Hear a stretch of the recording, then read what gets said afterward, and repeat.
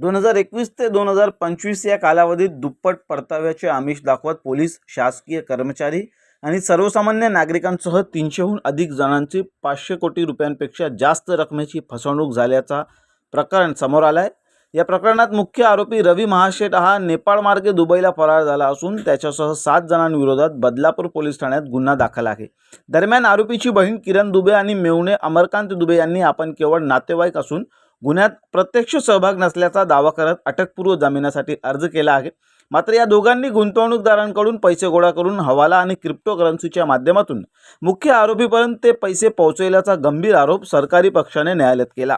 सरकारी वकील संजय मोरे यांनी या दोघांना अटक करून पोलीस कोठडी दिल्यास फरार मुख्य आरोपीचा माग काढणे शक्य होईल असा युक्तिवाद करत जामीन अर्ज फेटाळण्याची मागणी केली। दोन्ही बाजूंचा युक्तिवाद ऐकल्यानंतर कल्याण जिल्हा व सत्र न्यायालयाने या अटकपूर्व जामीन अर्जावरील निर्णय 12 जूनपर्यंत राखून ठेवला आहे।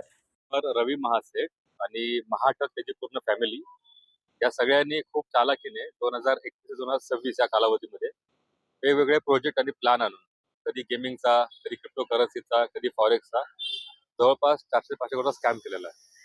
त्याच्यामध्ये मी आणि माझ्या सहकार्याने जवळपास 4.5 करोडचा फ्रॉड झालेला आहे। आम्ही याच्या रिलेटेड बदलापूरला एक FIR केली होती।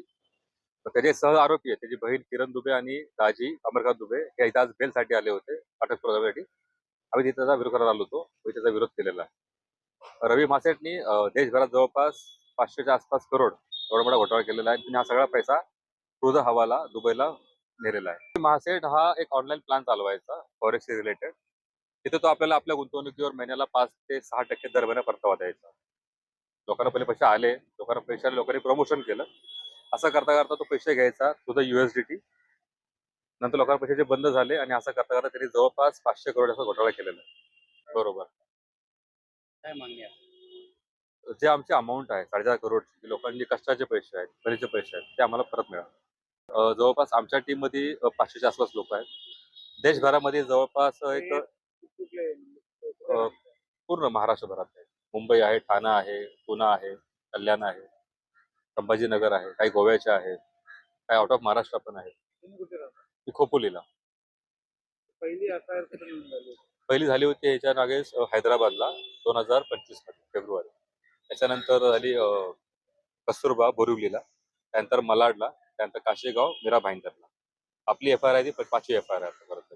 कुठं? बदलापूर? बदलापूर ईस्टला FIR केलेली आहे। त्यांच्याकडून आम्हाला कॉर्पोरेशन आहे प्रॉपर्टी। त्यांना मिळाली? नाही मिळाली, नाही मिळून देणार। जोपर्यंत एकूण एक पैसा रिकव्हर होत नाही इन्व्हेस्टरचा, आम्ही ही लढाई शेवटपर्यंत लढणार।